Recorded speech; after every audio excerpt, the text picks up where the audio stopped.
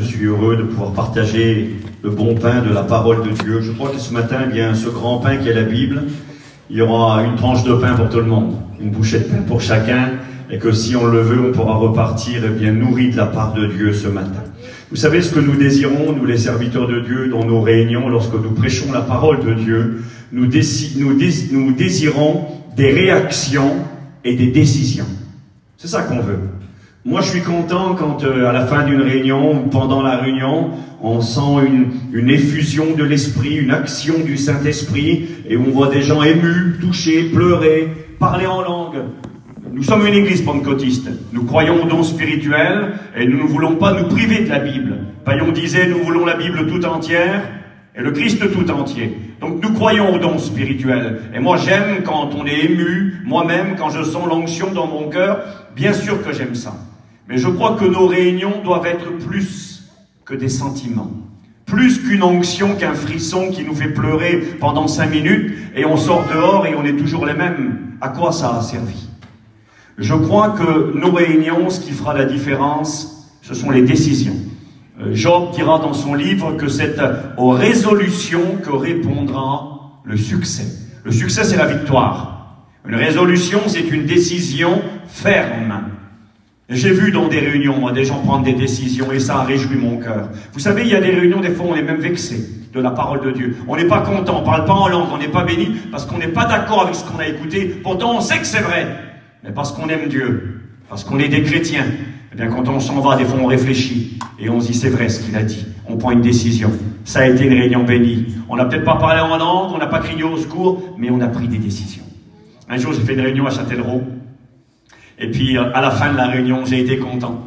Une femme de 84 ans est venue trouver Noël. Et puis les hommes qui étaient là, elle a dit, les frères, ce soir, j'ai pris une décision. Je veux passer par les eaux du baptême. Il était temps, bisous, 84 ans. Elle voulait passer par les eaux du baptême. Il s'était passé un déclic dans son cœur. Dieu lui avait parlé. Et elle avait compris qu'elle devait prendre une décision. Amen. Alors ce matin, le désir de mon cœur est celui du Seigneur, je crois, et qu'à travers cette réunion, nous puissions prendre ensemble des bonnes décisions. Dans le livre de Job, chapitre 22, verset 2, il est écrit « Un homme peut-il être utile à Dieu ?» Une femme également. La question est posée. Peut-on être utile à Dieu? Ce matin, j'aimerais, à travers la Bible, vous montrer de quel type de personne Dieu se sert. Quel genre de personne Dieu cherche. Vous savez que Dieu cherche. C'est marqué, un verset connu, dans l'évangile de Luc, chapitre 19, il est écrit que le Fils de l'homme est venu chercher et sauver, je crois que c'est le verset 10, ceux qui étaient perdus. Donc Jésus cherche les perdus, mais il ne cherche pas que les perdus.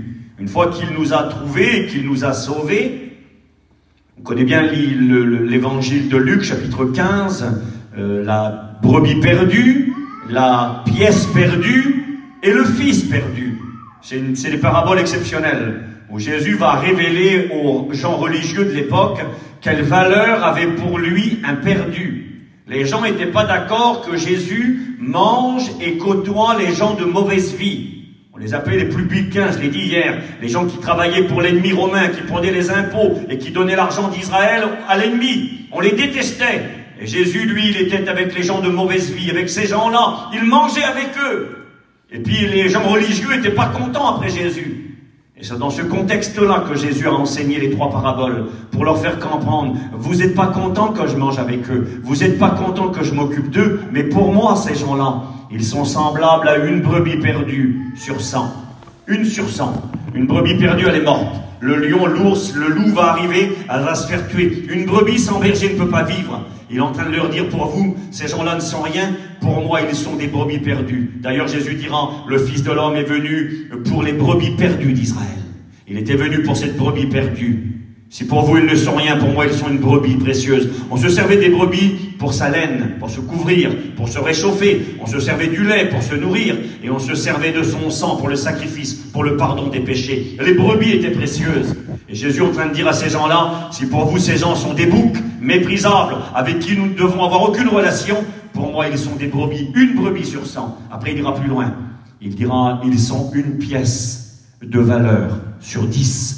Une femme qui avait 10 drachmes, 10 pièces. Elle faisait un collier qu'elle portait sur son front le jour de son mariage. Ce collier représentait son avenir, son fiancé, son mari, sa vie.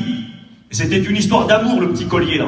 Et elle avait perdu une pièce. Jésus est en train de dire, ces brebis, c'est perdu. Ils sont semblables à une brebis sur 100, semblables à une pièce sur 10. Sans la pièce, le collier n'est plus complet. C'est-à-dire, il n'y a plus de mariage, il n'y a plus d'avenir. C'est cette histoire d'amour qui s'écroule. Il est en train de dire, moi je les aime comme un bien-aimé aime sa bien-aimée et comme une bien-aimée aime son bien-aimé. Donc, une histoire d'amour, une pièce perdue. Et puis nous voyons que la femme qui cherche la pièce perdue, parfois les prédicateurs utilisent cet exemple pour inviter l'Église à chercher ce qu'ils ont perdu. On peut le faire, mais dans le contexte, la femme qui a perdu la pièce précieuse, c'est Jésus. C'est lui qui a perdu la pièce précieuse. Et la pièce précieuse, c'est qui? Ce sont les perdus du monde. C'était vous et moi avant. Mais parce qu'il nous a aimés, une histoire d'amour. Vous savez que nous sommes devenus sa fiancée. Le royaume de Dieu est comparé à un roi qui fait des noces pour son fils. Jésus est le divin fiancé, le divin époux. Nous sommes sa fiancée, une histoire d'amour. On trouve ça dans les 10 pièces. Une brebis sur 100, une pièce sur 10, et à la fin, il va aller encore plus haut, un fils sur 2. On a 100 brebis, on a 10 pièces, on a 2 fils. Un père avait 2 fils. Il y en a un qui va se perdre, le fils perdu. Je crois qu'il montre, c'est une manière de dire ces 3 histoires. Je cherche les perdus parce que je les aime comme un berger aime sa brebis qu'il a perdue. Je les aime comme une bien-aimée aime son fiancé avec qui elle passera toute sa vie. Mais je les aime comme un père a perdu son fils. L'amour que l'on a pour un fils, normalement, est plus grand que l'amour que l'on a même pour sa fiancée. Parce que malheureusement, il peut y avoir des divorces dans la vie. Dieu est contre à 100%, mais ça existe. Mais un fils, on ne pourra jamais le renier. Ton fils demeurera ton fils. Et puis là, il va dire, eh bien, un perdu, pour moi, il est comme un fils perdu. Et quand il revient à la maison du père, si les frères ne sont pas toujours contents, l'amour du père n'est pas l'amour d'un frère. Le frère peut rejeter son frère, mais le père ne rejette pas son fils. Et puis donc, je ne sais pas pourquoi je dis ça, je n'avais pas l'intention de vous dire ceci, le Seigneur cherche les perdus, les plus bas tombés, les êtres que les gens méprisent, rejettent, lui ne les rejette pas, il les aime, et je vais en parler un petit peu ce matin. Mais ce que je voulais vous dire, c'est que si Dieu cherche les perdus, ce n'est pas une réunion d'évangélisation, Dieu cherche dans son Église, parmi les sauvés, il cherche certains genres de personnes, certaines qualités chez les membres de son Église, parmi les hommes comme parmi les femmes. Il est écrit dans Jérémie, chapitre 5, verset 1er, « Parcourez les rues de Jérusalem ». Parcourir, c'est-à-dire faire chaque rue l'une après l'autre, fouiller. Parcourez les rues de Jérusalem. Ce matin, le Seigneur pourrait dire, parcourez les rues de Quimper. Je ne sais pas si on est encore à Quimper ici, oui? C'est Quimper ici, d'accord. Parcourez les rues de Quimper. Regardez, informez-vous. Voyez, il utilise plein de verbes pour montrer une action. Cherchez, cherchez, cherchez. Parcourez, regardez, informez-vous, cherchez dans les places s'il s'y trouve un homme, et on dira même une femme, s'il y en a un qui pratique la justice, qui s'attache à la vérité, et je pardonne à Jérusalem. Dieu dira, parcourez, regardez, informez-vous, cherchez. Ça veut dire, j'ai vraiment besoin de cette personne-là. Pourquoi? C'est marqué, afin que je pardonne à Jérusalem. Et puis dans Ézéchiel 22, un verset très connu, verset 30, Dieu dit, je cherche parmi eux, je cherche encore une fois parmi eux, un homme qui élève un mur, qui se tienne à la brèche devant moi en faveur du pays, afin que je ne le détruise pas, mais Dieu dira, je n'en trouve pas. Donc Dieu cherche certains individus à travers lesquels il pourra apporter la vie, la bénédiction, le salut, et grâce auquel, eh bien, Dieu pourra pardonner et éviter le jugement. Et Dieu, ce matin, dans la ville et dans l'église de Quimper, Dieu cherche. Et il passe dans les rangs ce matin, il va chercher parmi nous pour voir s'il peut trouver un homme, une femme utile, à travers lesquels il pourra apporter la vie. Vous savez, c'est marqué dans l'évangile de Matthieu, au chapitre 20, un enseignement de Jésus, une parabole, où Jésus dira, « Le royaume des cieux est semblable à un maître de maison qui sortit dès le matin afin de louer des ouvriers pour sa vigne. Propriétaire d'une vigne, le matin il se lève de bonne heure et il va chercher sur la place du village des ouvriers pour travailler dans son champ, dans l'œuvre de Dieu. Il convint avec eux d'un denier par jour, et il les envoya à sa vigne. On commençait à travailler en Israël à 6 heures le matin. Bisous, quelle fatigue. 6 heures le matin, ça aurait été dur pour mon cousin Bisou. 6 heures le matin, aller travailler dans la vigne. Et puis le maître, il trouve des ouvriers qu'il envoie à 6 heures le matin dans la vigne. Et puis il est marqué, et il sortit vers la 3e heure. La 3e heure, c'était 9 heures. Nous, nos heures commencent à minuit. 3 heures du matin, ben, c'est 3 heures par rapport à minuit. Mais dans la Bible, là, dans l'évangile de Matthieu, la 3e heure, l'heure 0, c'était 6 heures le matin. Et puis la 3e heure, eh bien, c'était 9 heures du matin. Et là, il est écrit, il sortit vers la 3e heure, donc à 9 heures le matin. Et il en vit d'autres qui étaient sur la place sans rien faire. Et il leur dit, allez aussi à ma vigne, et je vous donnerai ce qui sera raisonnable. Ils y allèrent. Il sortit de nouveau vers la 6e heure, midi. Ah, c'est pour nous, Bisous, ça. Midi, c'est mieux pour nous, pour aller travailler. À midi, il arrive, et il y en a d'autres qui s'étaient pas levés peut-être assez tôt, et les voilà sur la place publique, ils font rien. Et puis il est écrit, il sortit de nouveau vers la 6e heure, et il sortit encore vers la 9e heure, 3 heures de l'après-midi. Il reste plus beaucoup, il reste 3 heures de travail. Et il fit de même, étant sorti vers la 11e heure. 17 heures, heure française, c'est-à-dire 5 heures de l'après-midi. Il reste 1 heure de boulot. Il y en a, ils sont dans le champ depuis 6 heures le matin, et puis là, il est 5 heures, la journée est finie, terminée. Et là, il est écrit ceci. Étant sorti vers la 11e heure, il en trouva d'autres qui étaient sur la place, et il leur dit, « Pourquoi vous tenez-vous ici toute la journée sans rien faire ?» Ils lui répondirent, « C'est que personne ne nous a loués. » Alors il leur dit, « Allez aussi dans ma vigne et travaillez. » Et je crois que cette parabole, en réalité, je n'ai pas le droit de tricher. Le premier enseignement que Jésus donne dans cette parabole, des personnes qui le matin commencent à travailler à 6 heures, d'autres commencent à travailler à 9 heures, ça va finir à 6 heures de l'après-midi le travail. D'autres commencent à travailler à midi, d'autres à 3 heures, et d'autres à 5 heures. Donc il y en a qui vont travailler 12 heures de temps. D'autres vont travailler 9 heures, d'autres vont travailler 6 heures, d'autres vont travailler 3 heures, d'autres vont travailler 1 heure. Et à la fin, dit l'histoire de la parabole du Seigneur, il est écrit que le maître de la vigne va donner le même salaire à tout le monde. On pourrait dire, c'est pas juste.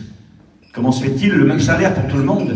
Et il est écrit que le maître de la vigne dira à celui qui était presque mécontent, celui qui avait commencé le travail le matin, il pourrait dire, mais comment ça se fait que tu me donnes qu'un denier à moi? Et tu donnes pareil à l'autre?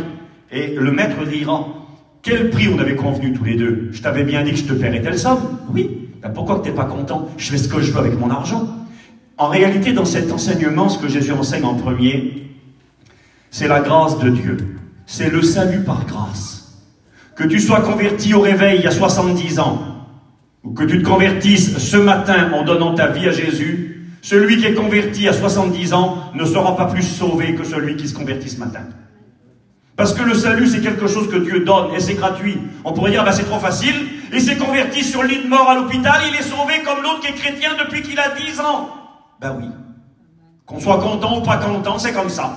Le salut, on ne le mérite pas. C'est le patron qui a voulu donner le salut. C'est lui qui a commandé, il a dit, si tu te tournes vers moi, si tu crois en moi, je te sauve.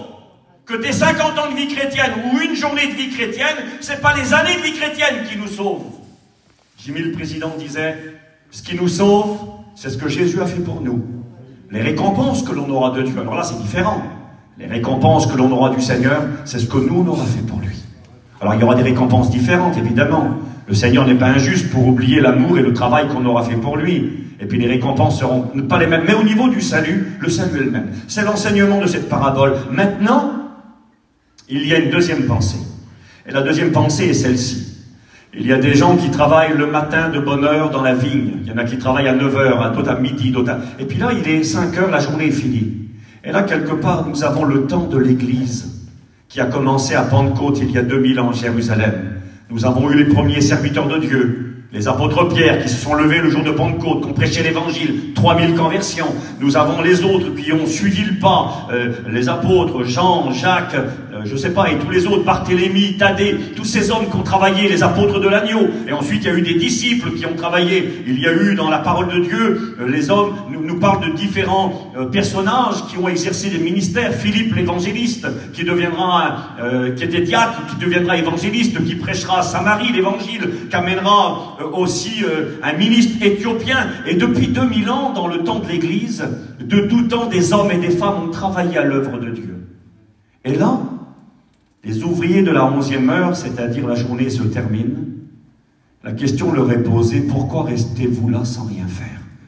Et on pourrait voir à travers ces ouvriers de la 11e heure, les chrétiens des derniers temps. Nous, on n'est pas les chrétiens qui ont commencé le travail, ne serait-ce que dans notre mission, à part les anciens qui sont là devant nous, qui ont côtoyé les vieux, qui ont commencé le réveil chez nous. Mais nous, on a pris le train en marche, on n'est pas les premiers, nous on est les derniers. Les derniers des derniers. Eh bien, j'aimerais vous dire que les derniers des derniers, Dieu veut travailler avec eux. Et il te pose la question ce matin. Pourquoi, si c'est le cas, attention, hein, mais ça peut l'être, pourquoi restes-tu là sans rien faire? Les bras croisés. Ben, j'attends que Jésus revienne. Écoute, il est 5 heures, dans 1 heure c'est fini. Bon, ben maintenant on attend que ça se passe. Hein. On attend que Jésus arrive. Eh bien, le Seigneur, il n'est pas d'accord. Même s'il ne reste qu'une heure, jusqu'au bout, il veut que l'on travaille dans son champ et qu'on se sente concerné par l'œuvre de Dieu. Est-ce que vous êtes d'accord avec moi? J'ai fait une petite recherche. Je l'ai noté ici. Regardez, j'ai fait un petit calcul. Alors, c'est peut-être bizarre, moi je calcule beaucoup. Et j'ai fait un calcul. J'ai imaginé une église de 50 membres, 50 personnes, une église avec 50 personnes, ce matin on est bien plus, mais une église avec 50 membres qui a un pasteur très vaillant. Et ce bon pasteur, chaque année, va amener 100 personnes à Jésus. Ça serait beau, hein? Carlo, un pasteur vaillant dans une église, il y a 50 membres, les chrétiens font rien. Ils viennent à la réunion, ils s'assoient, ils prennent le pain, le vin, et ils écoutent, mais ils font rien. Il n'y a que le pasteur qui travaille. Il est tout seul, il est vaillant, il ramène 100 personnes à Jésus. 1 an plus tard, l'église, 150 membres. Ah, ça serait beau, hein? 2 ans plus tard, 250 membres. 3 ans plus tard, 350 membres. Au bout de 5-6 ans, la salle de Quimper serait trop petite. Quel vaillant pasteur. 6 ans qu'il exerce le ministère, il a 650 membres. Et j'ai fait un calcul, en 28 années, ce pasteur aurait amené 2800 personnes à Jésus, plus les 50 du départ, une église de 2850 membres. Maman, quelle beauté. Maintenant, j'ai refait le même calcul. Un pasteur avec une église de 50 membres. Le pasteur fait partie des 50. Et puis là, tout le monde dans l'église va travailler. Le petit pasteur ne va pas ramener 100 personnes, il va en ramener qu'une personne. C'est pas mal. Mais les 49 autres chrétiens vont aussi ramener une personne à Jésus. C'est-à-dire toute l'année, ils vont se sentir concernés. Pourquoi restes-tu là toute la journée sans rien faire? Non, Seigneur, je vais faire quelque chose pour toi. Je vais me mettre à ta disposition. Je vais m'occuper de quelqu'un, je vais le visiter, je vais l'inviter à la réunion, je vais l'entourer, je vais l'encourager. Il faut qu'il se convertisse. Je me donne 1 an pour m'occuper de lui. Hier, Carlo a rappelé ceci. Il a rappelé encore, laisse-lui encore 1 année. Il a dit 1 année, on peut faire plein de choses, on peut se retourner en 1 an, 365 jours. Eh bien, tu as 1 année pour sauver une âme. Alors, au bout d'1 an, la petite église de 50 membres, si chacun travaillait sérieusement au salut des âmes, eh bien, on serait 100 l'année suivante. Le petit pasteur qu'on aurait ramené 100, lui, serait 150, il serait devant. Hein. 150 la première année. Et puis nous, bien, on serait 100. D'accord. Au bout de 2 ans, l'église qui est devenue 100 deviendrait 200. Le petit pasteur m'en ramène 100, ils sont 250. Il est toujours devant le pasteur qui travaille, qu'on ramène 100 à l'année. Au bout de 2 ans, ils sont 250 là-bas. Puis nous, on est 200. Au bout de 3 ans, on serait 400. Tiens, on l'a doublé le pasteur. Il n'est plus qu'à 350. Écoutez, j'ai fait un calcul. Vous savez pourquoi j'ai pris 28? Parce qu'en faisant ce petit calcul, j'ai découvert qu'une église de 50 membres, chaque année, un chrétien ramènerait une personne à Jésus. Il faudrait 28 ans pour que le monde entier soit sauvé. 28 ans, regardez le calcul. 1 année, 100. 2 années, 200. 3 années, 400. 4 années, 800. 5 années, 1600. 6 ans, 3200. 7 ans, 6400. 8 ans, 12 800. 9 ans, 25 600 membres. 10 ans, 50 000 membres. 11 ans, 100 000 membres. 12 ans, 200 000, 13 ans, 400 000. Et j'ai avancé 18 ans, 12 800 000 membres. 19 ans, 25 millions de membres. 20 ans, 50 millions de membres. J'ai calculé 24 ans, 800 millions de membres. 25 ans, 1 milliard 600 millions. 26 ans, 3 milliards 200 millions. 27 ans, 6 milliards. En 28 ans, le monde entier serait sauvé. Si simplement, 28 ans, 28 années, Steve, là, on est 50, je ramènerai 28 personnes à Jésus. 28 personnes à Jésus, moi. Et les personnes que j'ai amenées, chaque année, ramener eux aussi une personne à Jésus. Avec 28 personnes, je sauverai le monde. Allô? 28 personnes, je sauve le monde. C'est pas rien. Si tout le monde se lève les manches et se dit bien, je vais m'atteler à la tâche, je vais prendre des décisions, moi aussi ça me regarde. Certains vont dire, mais Steve, Dieu peut-il se servir de moi? Dieu peut-il faire cas de moi? Je vais vous montrer dans la Bible ce matin un homme. Un homme qui est très peu connu. Certains le connaissent, attention, ne me faites pas dire ce que je n'ai pas dit, les prédicateurs le connaissent, j'en suis convaincu. Mais je crois que parmi nos chrétiens qui sont là, peut-être que certains ne connaissent pas cet homme. Et je vais essayer de vous montrer que les personnes que Dieu utilise dans son œuvre ne sont pas forcément celles que nous croyons. Certains diront ce matin, mais moi Steve, Dieu ne peut pas m'utiliser. Moi je suis trop petit. Un peu comme Gédéon, hein, celui dont le nom signifiait brisé. Moi je suis trop petit, j'ai une vie qui a été cassée, qui a été brisée. Je ne sais pas parler, je ne sais pas faire ci, je ne sais pas ça. Moi je suis rien. Ben, j'aimerais vous rappeler ce matin, pour que Dieu utilise un homme et une femme, il faut que cette personne réalise qu'elle est rien. C'est ça le problème. C'est que bien souvent, on croit qu'il faut être quelqu'un pour que Dieu nous utilise. Bien, Paul dira, si quelqu'un croit être quelque chose, quoi qu'il ne soit rien, il s'illusionne lui-même. Paul va dire, tu es rien. Et vous savez que parfois c'est long à comprendre qu'on n'est rien. Moïse a eu besoin de 40 ans pour apprendre qu'il était rien. La vie de Moïse est découpé en 3 périodes. Il est mort à 120 ans. Quand il avait 40 ans, il a compris qu'il avait un appel de Dieu sur sa vie pour délivrer ses frères. Et il y est allé avec sa force, il y est allé avec ses capacités à lui. Qu'est-ce qu'il a fait? Il a tué un Égyptien. Il a vu un Égyptien qui maltraitait un Hébreu, il l'a pris, il l'a tué. Il savait se battre terrible, certainement. C'était un chef d'armée égyptien, il avait appris l'art de la guerre, il a pris l'Égyptien, il l'a tué en 2 secondes. Il croyait, c'est marqué dans les actes des apôtres, que Moïse croyait que le peuple comprendrait que Dieu leur accordait la délivrance par ses mains. Il croyait que c'était par ses mains à lui que la délivrance allait se faire. J'aime bien ce passage, quand le Seigneur dira à cet homme Zorobabel, ce prince de Juda, le Seigneur lui dira, Zorobabel, ce n'est ni par ta force, ni par ta sagesse, mais par mon esprit, dit l'Éternel, que tu bâtiras la maison de Dieu. Des fois, on compte sur nos capacités. Je sais chanter, je joue de la guitare, je joue du piano, je sais prêcher, je sais parler, je vais tout casser. Ben, quand tu crois que tu vas tout casser avec tes capacités, tu feras rien du tout. Parce que l'œuvre de Dieu, elle appartient à Dieu. Parce que la gloire, elle est à Dieu. Parce que l'Église, elle appartient à Jésus. Jésus a dit, je bâtirai mon Église. Et les portes du séjour des morts ne prévaudront pas contre elle. C'est très difficile de comprendre qu'on n'est rien. Et de comprendre et de croire que l'on n'est rien. Moïse croyait être quelqu'un pendant 40 ans. Il lui a fallu 40 ans pour l'apprendre qu'il n'était rien. Dieu l'a amené au désert. Allez, va-t'en au désert. Tu vas devenir un vulgaire berger à garder les moutons. Tu vas comprendre que tu n'es rien. Et quand il a 80 ans, excusez-moi, il sent le mouton, il est dans le désert. Il sent mauvais. Il est là dans la poussière. Il est là, exposé à la chaleur, abandonné, tout seul. Il croit que tout est fini. Et quand il croit que tout est fini et qu'il a compris qu'il n'était rien, Dieu lui dit, Moïse, on y va maintenant. On va où? On va délivrer mon peuple. Et Moïse, qu'est-ce qu'il dit? Il dit, non, je peux pas. Ben, c'est ce que je voulais entendre de toi. Je peux pas. Dieu, il aime quand quelqu'un dit, moi, je peux pas. Dieu, il aime quand quelqu'un dit, moi, je sais pas. Moi, je suis rien. Moi, je suis trop petit. Gédéon va dire, je suis le plus petit, je suis le plus pauvre. Et le Seigneur lui dira, vaillant héros. Je suis pas un héros, je suis un zéro. Eh bien, vaillant héros, parce que moi, je serai avec toi. Et quand Dieu est avec un homme, une femme, tout devient possible. J'espère ne pas être maladroit dans ce que je vais dire ce matin. Je suis peut-être trop jeune pour dire ça. Bisous, et puis Carlo et Loulou seraient plus à même que moi. Je ne dis pas ça par humilité, mais par vérité. Je pense aux anciens de notre mission. Je ne les ai pas tous connus, mais je me rappelle de Mans. Mans, c'était mon oncle, à moi aussi, comme à Bisous. Et puis quand j'étais petit, on allait souvent vers eux. Nous, on était arrêtés souvent l'hiver dans un petit pays à côté de Ploézect. Et puis on allait les voir souvent, et Mans venait vers nous souvent. Eh bien, si Dieu, les gens se sont posés des fois la question, pourquoi Dieu a choisi la famille Duville au début de la mission? Pourquoi Dieu a choisi Mans pour devenir le premier serviteur et tout ça? Alors, je le dis, il parlerait mieux que moi, les frères en bas. Là. Mais moi, ce que je me rappelle de Mans, c'est ce que j'ai écouté. Ben, c'était sa grande simplicité. C'était le fait justement qu'il savait qu'il était rien. C'est qu'il savait qu'il était petit. Et c'est pour ça que Dieu a choisi cette famille, que Dieu a choisi cet homme-là. Parce qu'à la fin de l'histoire, Mans, il n'a pas fini assis sur un trône en disant « je suis le roi des Gitans ». Il a fini en serviteur de Dieu, tout simplement, dans sa petite église en prêchant l'évangile.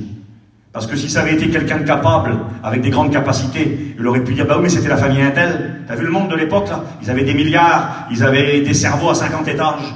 Ben, il n'y a pas de cerveau à 50 étages, il n'y avait pas de milliards, il y avait un cœur tout simple pour Dieu, que Dieu a pu utiliser.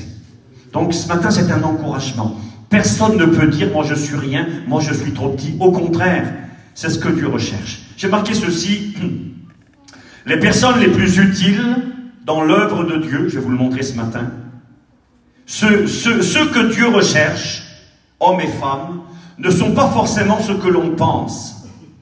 Parce que Dieu cherche les petits, ceux qui savent qu'ils ne sont rien. Je vais vous le montrer.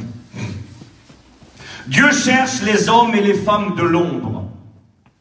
Ici, vous avez une magnifique estrade, elle est très très grande, et puis on est bien en vue quand on est ici. Et puis il y en a peut-être certains qui viennent pas souvent sur cette estrade et qui pourraient se dire, mais est-ce que moi je peux jouer un rôle dans l'œuvre de Dieu? Eh bien je bénis le Seigneur que l'œuvre de Dieu, c'est pas simplement sur cette estrade-là. Ça c'est la dernière marche de l'escalier. L'œuvre de Dieu, elle se fera dans l'ombre. Elle se fera par des hommes et des femmes qui font pas de bruit. On va le voir ce matin. J'ai marqué pas forcément ceux que l'on pense, des hommes et des femmes de l'ombre. J'ai marqué les invisibles. Dieu, il aime les hommes et les femmes invisibles. Quelqu'un qui fait trop parler de lui, qui est trop en avant, que l'on voit trop. Un jour, un pasteur prêchait dans une réunion, Carlo. Il prêchait. Et puis, ça s'est fait pendant un moment, vous allez vous en souvenir. Aujourd'hui, on marque des versets sur les murs, comme ça s'est fait longtemps. Mais il fut un temps où les gens mettaient des dessins sur le mur. Vous avez vu, hein? À Guingamp, là-bas, il y avait passons l'autre bord, il y avait un bateau, une voile, il y avait la mer. À Saint-Brieuc, nous, on avait fait le Mont Golgotha. À Rennes, c'était un berger. Vous vous rappelez de ça? Il y avait des moutons et il y avait des petits décors. On a presque fini avec des statues de Marie et Joseph dans les églises. Tellement qu'on mettait des décors. Enfin bref. Et puis là, dans une de ces réunions, ils avaient eu cette idée de dessiner une sorte de berger, si vous voulez, qui représentait Jésus. C'est bizarre. Il était là en plein milieu derrière. Il y avait un bonhomme qui représentait Jésus. Et puis, le pasteur était en train de prêcher, et là, il y avait une femme assise devant avec son petit garçon qui avait 2 ou 3 ans. Et puis, le petit, là, un agité grave. Pendant toute la prédication, il faisait comme ça. Il faisait comme ça. Il n'arrêtait pas de bouger. Sa mère, elle tenait, elle disait, reste tranquille, arrête un petit peu, regarde tout le monde. Il faisait la vie, il bougeait comme ça. Et le petit commence à crier avec sa mère. Mais il dit, maman, à cause du pasteur, là, je peux pas voir Jésus. Il voulait voir le bonhomme qui représentait Jésus derrière. Il disait, mais moi, je veux voir Jésus. Et à cause du pasteur, je ne peux pas voir Jésus. Il voulait voir Jésus. Ben, je crois que dans nos réunions, il faut que les gens voient Jésus. Il ne faut pas qu'ils voient le pasteur. Quand le pasteur prend trop de place, des fois, on ne voit plus Jésus. On ne voit que le pasteur. Eh bien, on a loupé la course. Si on voit que le pasteur, on a loupé la réunion. On a besoin que le pasteur se cache, se mette sur le côté, et puis qu'on voie Jésus dans nos réunions.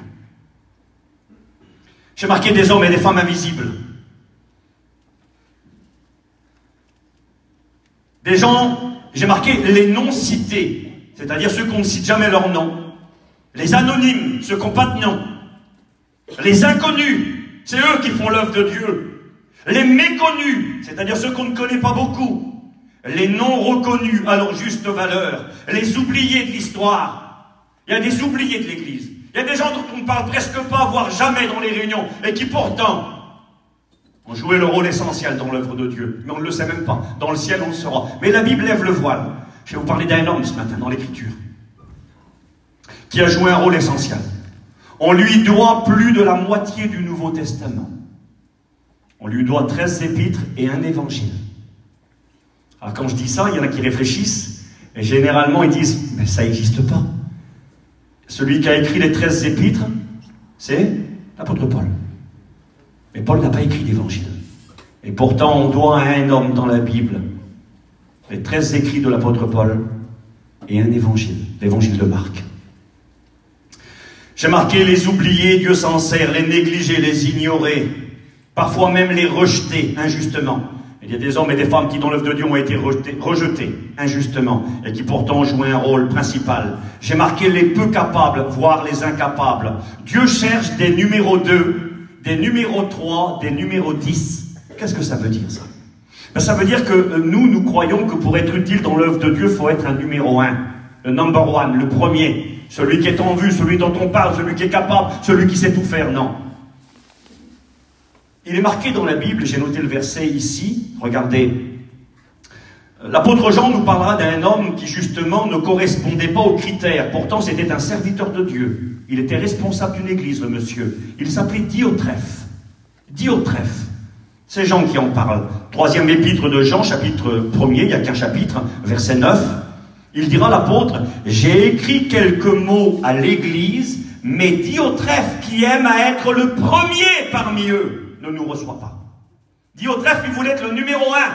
Ça lui plaisait pas d'être un numéro 2. Fallait que ce soit lui le premier, lui qui est devant. C'est de lui qu'on devait parler. On devait dire l'église de Diotrephe. C'était plus l'église de Jésus, c'était son église à lui. C'est lui qui devait tout faire. Eh bien, Dieu n'aime pas les numéros 1. Paillon disait aux études, il faisait un tableau, il disait, toi, étudiant de première année, tu sais ce que t'es? Est-ce qu'elle peur? Qu'est-ce qu'il a? T'es un 0. Allez hop, tu te rappelles de ça, hein? Il faisait un gros 0 sur le tableau. Écris 0. Et puis toi, là-bas, 0. Alors, il prenait les équipes. Toi, le Rhum, là-bas, au fond, 0. Le Manouche, là, 0. Allez hop, on est mort. Il disait Paillon, enseignant de l'école biblique, marque-le. 0. Allez hop, Paillon aussi, 0. Il dit, qu'est-ce que ça fait, ça? 0 plus 0 plus 0? 0. Il dit, ça sert à rien. Il dit, maintenant, mettez le numéro 1 devant Jésus. Il dit, avec tous les zéros qu'il y a derrière, ça fait des milliards et des milliards. Il suffit d'un numéro 1. Le numéro 1, c'est pas toi ce matin, c'est pas moi, c'est lui. Que Dieu soit béni et que Dieu soit glorifié. Alors ne cherchons pas à être des numéros 1, Dieu cherche des numéros 2, des numéros 3, et peut-être les derniers si Dieu le veut. J'ai marqué, ils seront souvent les principaux. Ceux qui dans l'ombre sont là sans faire de bruit, heureux de servir, heureux d'être utiles, heureux de jouer un petit rôle dans l'œuvre de Dieu, de faire ce que Dieu demande d'eux, à la place où Dieu les veut, avec sérieux. Dieu les cherche. Dieu cherche des gens qu'on ne parlera pas d'eux, qui viendront peut-être jamais derrière l'estrade, mais qui dans l'ombre, dans le secret, seront à l'œuvre et travailleront dans le champ de Dieu. On va lire ensemble, si vous le voulez, maintenant, dans les Actes des Apôtres. On va voir ce petit personnage. On va essayer de ne pas être trop long, mais on va le voir ensemble. Et quelque part, ce personnage, ce matin, Dieu voudrait faire comprendre que c'est toi, que tu peux être ce personnage. J'ai noté, ce n'est pas l'apôtre Pierre, l'apôtre de la foi, ce n'est pas Jacques, l'homme de la prière, dont il est dit de lui qu'il avait des genoux semblables à de la peau de chameau, tellement qu'il était à genoux pour prier. Ce n'est pas Jean, l'apôtre de l'amour, ce n'est pas Paul, l'apôtre missionnaire, non. Il s'appelle Barnabas. Est-ce que quelqu'un ici, non, avec honnêteté, on ne triche pas, est-ce que quelqu'un ne sait pas qui est Barnabas? N'ayez pas honte, je ne vous piégerai pas. Celui qui ne sait pas qui est Barnabas, qui ne connaît pas cet homme, lève sa main, s'il vous plaît. Allez-y. Est-ce qu'il y en a qui ne connaissent pas? Il y en a 2 qui ne connaissent pas, 3. Les autres, vous savez qui c'est? Je vais vous appeler maintenant, vous allez m'expliquer qui c'est Barnabas. Je pense qu'il y en a plein qui ne savent pas qui c'est Barnabas. On a écouté parler de Pierre, Paul, Jacques, Jean, mais Barnabas, très peu. Eh bien, voilà ce que dit la Bible. Acte 4, verset 32. La multitude de ceux qui avaient cru n'était qu'un cœur et qu'une âme. Nous sommes ici dans l'église primitive, le début de l'église, les premiers chrétiens. Il y avait les apôtres, les 12 apôtres, Judas fut remplacé par Matthias. Il y avait la mère de Jésus, Marie, était une chrétienne de l'église primitive. Elle avait été baptisée dans le Saint-Esprit à Pentecôte. Il y avait les sœurs de Jésus. Il y avait ses 4 frères, Jacques, Joseph, Simon et Jude. La petite famille de Jésus est là. Et puis nous avons l'église primitive. Ils sont environ 120 au départ. Le jour de la Pentecôte, Pierre prêche 3000 conversions. Et l'œuvre est en train d'évoluer. Et là il est écrit, c'est le début. La multitude de ceux qui avaient cru n'était qu'un cœur et qu'une âme. C'est-à-dire il y avait de l'unité dans l'église. Nul ne disait que ses biens lui appartenaient en propre, mais tout était commun entre eux. Ils partageaient tout ce qu'ils avaient. Les apôtres rendaient avec beaucoup de force témoignage de la résurrection du Seigneur Jésus, et une grande grâce reposait sur tout le monde. Il n'y avait parmi eux aucun indigent, c'est-à-dire aucun pauvre qui n'avait rien. Chacun avait quelque chose. Tous ceux qui possédaient des champs ou des maisons les vendaient, apportaient le prix de ce qu'ils avaient vendu et le déposaient aux pieds des apôtres, et l'on faisait la distribution à chacun selon ce qu'il avait besoin. Tous les chrétiens vivaient ensemble, ils vendaient ce qu'ils possédaient, et avec l'argent, on nourrissait tout le monde. Et les chrétiens passaient leur temps à écouter la parole de Dieu et à attendre le retour de Jésus. Et là, il est écrit ceci, Joseph, parce que c'est son premier nom, à monsieur Barnabas.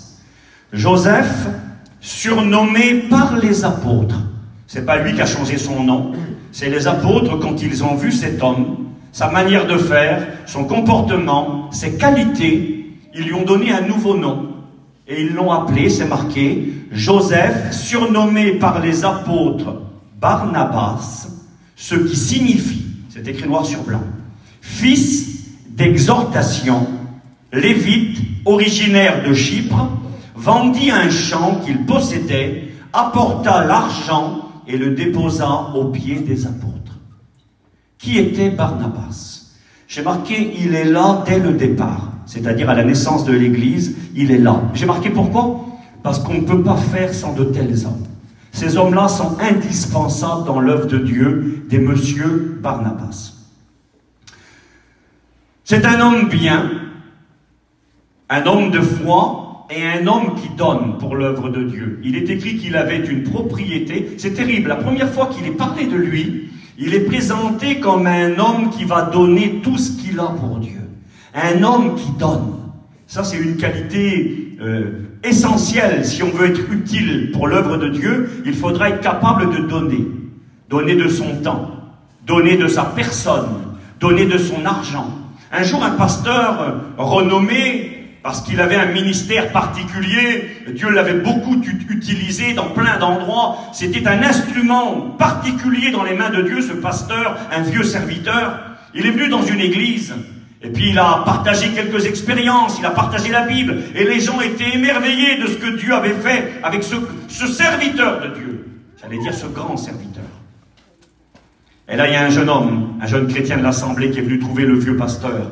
Et il lui a dit, frère, serviteur, quand il a écouté témoigner, quand il l'a vu prêcher, quand il a vu la vie de cet homme qu'il connaissait, il a dit, frère, je donnerai tout ce que j'ai pour être comme vous. Et le vieux pasteur a regardé le petit jeune et il lui a dit, mon fils, c'est ce que j'ai fait. J'ai donné tout ce que j'avais pour être ce que je suis. On voudrait avoir le résultat de certains, on voudrait avoir les expériences de certains, mais sommes-nous prêts à payer le prix comme ces gens-là? Je pense à Clément Le Cossec, fondateur de notre mission, ce frère sédentaire que Dieu a utilisé pour le réveil parmi notre peuple. J'écoutais Tarzan, je parlais avec Tarzan, l'enseignant, et il me rappelait comment avec Baalo et lui, ils sont partis avec Clément Le Cossec à l'étranger évangéliser. Il m'expliquait qu'ils dormaient par terre. Ils dormaient par terre, pas une couverture. Tarzan me disait, moi et Baalo, on était chacun d'un côté, on prenait nos vestes et on garavait le Cossec, on le couvrait pour pas qu'il a froid, il dormait par terre. Il dit, il avait des souliers, il y avait des trous dans les souliers, il mettait du papier journal à l'intérieur pour boucher les trous. Un jour, il est parti à l'étranger, là-bas en Amérique, faire des réunions. Il a invité des frères roms de Paris à venir avec lui. Il leur a dit, les frères, vous voulez venir avec moi en Amérique, prêcher l'évangile? Ce matin, on dirait quel bonheur, moi je vais aller en Amérique, moi aussi je veux prêcher l'évangile. Il a dit, on peut y aller. Il dit, on m'a donné les sous pour payer les billets pour y aller. Mais il a dit, j'ai pas de sous pour revenir. Là-bas, on va travailler dans les hôtels. On va nettoyer la vaisselle. On travaillera comme des commis. Voilà. Prédicateurs commis. On travaillera pour les gardiens, on fera la vaisselle, on fera le ménage, et on essaiera de gagner des sous pour revenir. Ça vous intéresse? Je sais pas si on a beaucoup de clients, là. Et puis les frères, à l'époque, ont accepté de relever le défi. Ils sont allés avec lui là-bas. Et arrivés là-bas, eh bien, ils ont prêché l'évangile, ils ont rencontré du monde. Aujourd'hui, il y a des grandes églises. Les grandes églises roms en Amérique, il y en a plein. Elles sont le fruit du réveil, vie et lumière. C'est les pasteurs de chez nous, avec Clément Le Cossec, qui sont allés en Amérique prêcher l'évangile aux Roms. Ils sont allés là-bas sans argent. Et Cossec expliquait, le témoignage, vous l'écoutez sur WhatsApp, il est sur les réseaux sociaux, il expliquait qu'arrivée là-bas, une Gadi, une américaine, Dieu lui a parlé, elle avait eu un héritage, et lui a dit, achète des billets d'avion pour les pasteurs de France, pour qu'ils puissent rentrer chez eux, ils n'ont pas de sous. Et cette Gadi, elle est venue les trouver, elle leur a dit, frère, est-ce que vous auriez besoin des billets d'avion? Cossec, il a dit, ben oui, ma soeur, on en aurait besoin. Ben, il a dit, vous inquiétez pas, c'est moi qui vous les paye. Cossec a dit, eh bien c'est bien, on n'aura plus besoin de faire la vaisselle, on va pouvoir prêcher l'évangile, de s'occuper de l'œuvre de Dieu. Alors avoir la vie à Le Cossec, ben bon courage. Si vous êtes prêt à dormir par terre sans avoir une couverture avec des souliers troués et puis faire la vaisselle, eh bien, avis aux candidats. Des hommes qui donnent. Ananias, Joseph, un homme qui d'entrée, quand on parle de lui, est présenté comme un homme qui donne et qui donne pas le superflu. Il donne tout. C'est pas facile de relever le défi. Moi, j'ai pas la prétention d'être comme ça ce matin. Un jour, j'ai dit à mon beau-frère qui est là, je lui ai dit, en parlant de je sais plus de qui, c'est peut-être maladroit quand on dit ça, les gens ne comprennent pas des fois. J'ai dit, tu vois, lui, c'était un grand homme de Dieu, un grand serviteur. Puis il m'a regardé, il m'a dit, pourquoi ça existe, les grands serviteurs? Alors, il y a des grands. Pour nous, un grand, c'est celui-là qui a les gros bras, là, puis qui impressionne tout le monde. Quel homme, il n'est pas fort, lui. On va le charave, alors non. Un grand homme de Dieu, on ne le charave pas. Un grand homme de Dieu, excusez-moi, c'est le commis de tout le monde. Un grand homme de Dieu, Jésus l'a dit, hein. Il a dit le plus grand parmi vous. Donc il y aura bien des plus grands. Il a dit le plus grand parmi vous, ça sera le serviteur de tous les autres. Ça sera l'esclave de tout le monde. Alors oui, les grands hommes de Dieu, c'est les hommes qui ont payé le grand prix. C'est les hommes qui ont tout donné. Ce sont les païens. Païens qui toute la nuit passaient avec une petite bougie, des nuits complètes à lire la Bible pour nous apporter la nourriture tout cuit. Alors bien sûr, des païens, la mémoire qu'il avait, l'enseignement qu'il avait, la connaissance, on était impressionnés, mais c'est pas tombé du ciel par magie. Il a passé des nuits complètes où tout le monde dormait, où le matin les gens allaient chiner, gagner leur vie, faire de l'argent. Païen, il passait la nuit et la journée à lire la Bible. Puis on l'a connu, moi je l'ai connu comme vous, personnellement. Il a fini sa vie, il avait un petit camping de 4 mètres et un bout d'auto qu'on lui avait donné. Il avait rien. Donc sur la terre, il n'a rien ramassé, il n'a pas eu le temps, avec le cerveau qu'il avait. J'étais à son enterrement, un homme a dit ceci, si Païen avait été un docteur, ça aurait été un professeur. S'il avait fait de la politique, ça aurait été un ministre. Les capacités qu'il avait, tout ce qu'il avait, il l'a mis au service de l'évangile. Il a tout donné. Il n'avait rien à la fin. Humainement parlant, il n'avait rien. Mais spirituellement parlant, quel héritage il a laissé? Apprendre à donner. La Bible dira de Barnabas qu'il était dans Acte 11, verset 24, un homme de bien, que c'est beau un homme de bien, plein d'Esprit Saint et plein de foi. Quelle valeur! Son nom Joseph. Joseph signifie élevé, ajouté, augmenté. Nom célèbre et fameux en Israël. C'était le nom de celui qui avait été vendu par ses frères. Vous vous rappelez Joseph? Jacob, il a 12 fils. Il y en a un qui s'appelle Joseph. Et Joseph sera vendu par ses frères, il sera trahi, vendu comme esclave, on a voulu le tuer, et puis il finira là-bas en Égypte, et il deviendra ministre du pays d'Égypte, et il deviendra le libérateur et le sauveur de ses frères et du peuple d'Israël. Et c'est pourquoi il y avait plein de Joseph en Israël. L'époux de Marie, le père adoptif de Jésus, s'appelait Joseph. Et Jésus avait parmi ses frères, 4 frères, Jacques, Simon, Jude et Joseph. Joseph, c'est un nom que l'on trouve partout dans la Bible. Et cet homme-là, il s'appelle Joseph, quel beau nom il a. Mais quand les apôtres le voient faire, quand ils voient son attitude, son comportement, son dévouement dans l'œuvre de Dieu, ils disent, tu t'appelleras plus Joseph, on va te donner un nouveau nom. Comment vous allez m'appeler? On va t'appeler Barnabas. C'est pas de l'hébreu en réalité, c'est de l'araméen. Bar en araméen, ça veut dire le fils. Et Nabas, ça veut dire le prophète, le fils du prophète. Et puis, quand il est écrit ici, là, on l'appellera Barnabas, ce qui signifie fils d'exhortation. Alors moi, j'ai cherché dans... Aujourd'hui, avec les téléphones, c'est assez simple, on peut avoir les mots en grec. Je parle pas le grec, moi, pas du tout. Puis j'ai pas envie de jouer avec vous à ce que je suis pas, mais pour mieux comprendre, des fois, quand il est écrit fils d'exhortation, le mot grec, c'est fils du paraclésis. Alors, Steve, on n'est pas trop avancé que ça. Et je vais vous faire avancer, vous allez voir. Paraclésis, c'est le nom qui est donné au Saint-Esprit. On l'appelle le paraklétos dans le texte grec. Jésus dira dans l'évangile de Jean, chapitre 14, allez, je vous donne les petits versets rapidement. Jean 14, versets 16 et 26, Jésus dira, je lis pour vous la Bible, ici, Jésus dit, moi je prierai le Père et il vous donnera un autre consolateur. C'est écrit, afin qu'il demeure éternellement avec vous, l'esprit de vérité que le monde ne peut pas recevoir. Le Saint-Esprit, il est appelé le consolateur. Le mot grec, c'est paraklétos. Le consolateur. C'est écrit au verset 26. Mais le consolateur, le Saint-Esprit que le Père enverra en mon nom, vous enseignera toutes choses et vous rappellera tout ce que je vous ai dit. Donc, on se rend compte que le mot, là, c'est intéressant. Paraklésos, paraklésis, paraklétos, le Saint-Esprit, qui veut dire le consolateur. C'est comme ça qu'on a appelé Barnabas. On l'a appelé le fils de la prophétie, le Fils du Saint-Esprit. Quel nom bizarre. Bisous, quel nom bizarre. Le Saint-Esprit a-t-il des fils?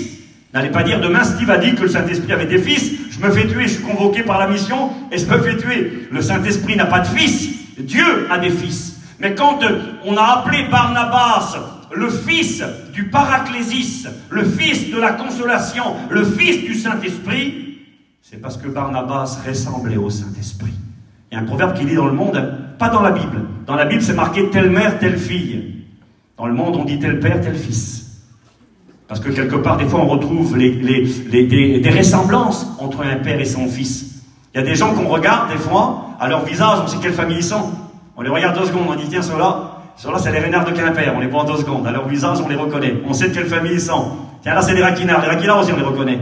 On reconnaît les gens à leur trait de visage, on dit, c'est telle famille.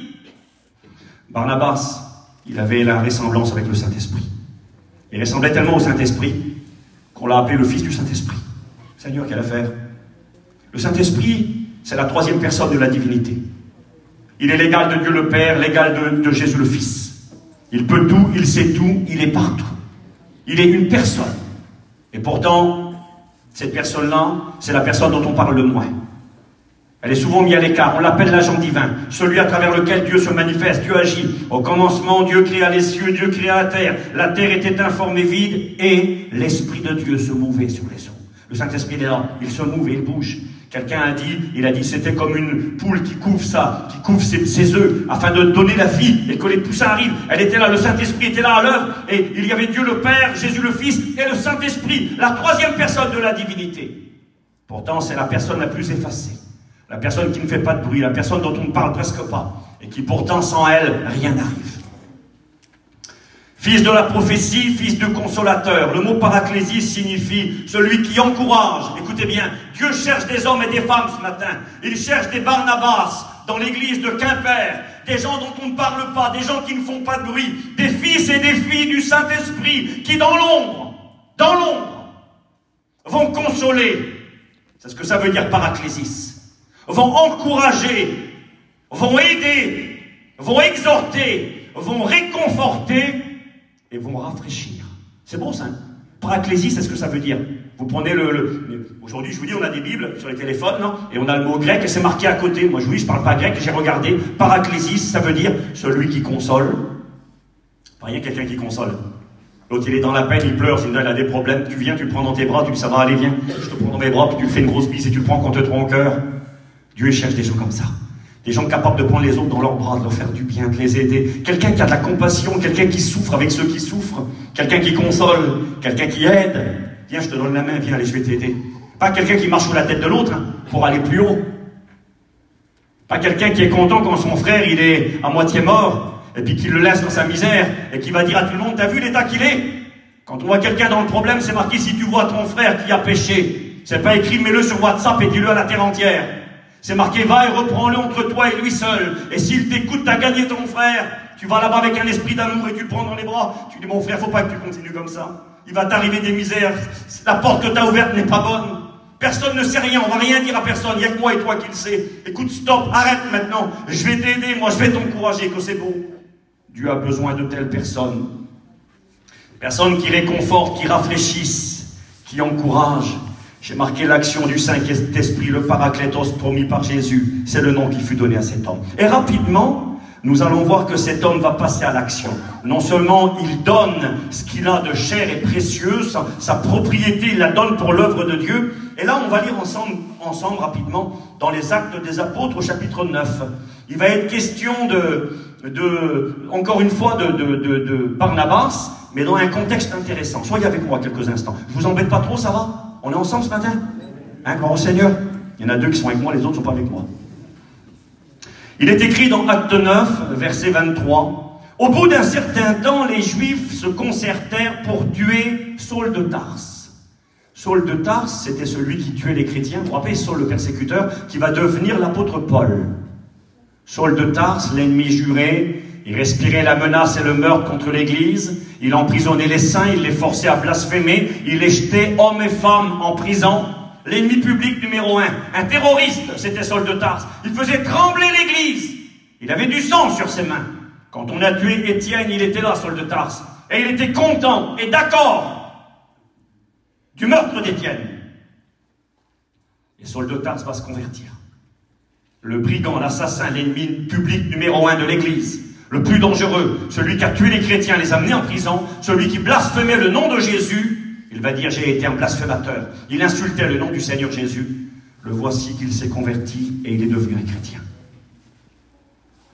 Au bout d'un certain temps, les Juifs se concertèrent pour tuer Saul de Tarse. Et leur complot parvint à la connaissance de Saul.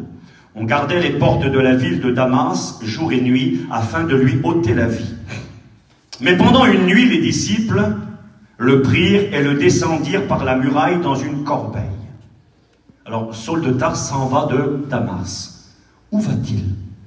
Et quand tu lis dans les Actes des Apôtres, tu as l'impression que quand Saul de Tarse s'est échappé par une corbeille de la ville de Damas, quand tu lis dans les Actes, tu as l'impression que tout de suite, de Damas, il est retourné à Jérusalem, il a rencontré les chrétiens, les apôtres, et puis qu'il a fait l'œuvre de Dieu. Ben, je vais vous montrer que ça ne s'est pas passé comme ça. Il est écrit, lorsqu'il se rendit à Jérusalem, Saul tâcha. C'est marqué tâcha. Tâcha, ça veut dire essayer. Il essaya de se joindre à l'Église. Mais tous le craignaient, ne croyant pas qu'il fût un disciple. Saul de Tarse arrive à Jérusalem, il veut aller à la réunion, lui. Mais dans la réunion, là, écoutez-moi bien, il y a des hommes et des femmes qui ont perdu des êtres chers à cause de Saul de Tarse. Imaginez ce matin, on est ensemble, non mais sérieux. Un homme viendrait ici à la réunion ce matin, et puis il aurait tué ton frère. Il aurait tué ton père. Il aurait battu ta mère. Il aurait mis ta mère en prison pour des années. Il l'aurait fait souffrir.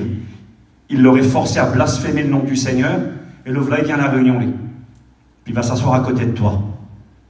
Hein, Kéry, mon cousin, je ne sais pas si on serait bien d'accord d'avoir à côté de nous, cet homme-là. Hein.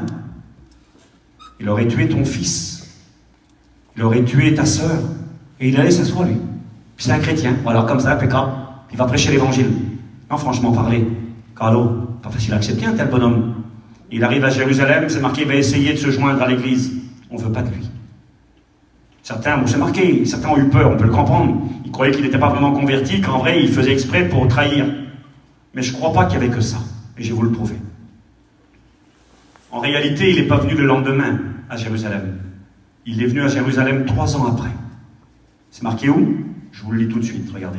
C'est marqué dans le livre des Galates, au chapitre 1. Écoutez bien, verset 17. Quand Saul de Tarse se convertit, il prêche l'évangile à Damas et il se sauve. Il ne va pas à Jérusalem tout de suite. Il n'était pas fou. Il savait qu'on ne l'aurait pas reçu. Regardez ce qu'il est écrit. Je ne montais pas à Jérusalem.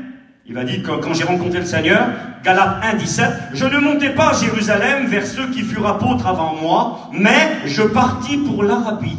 Tiens, voilà. Il est parti en Arabie.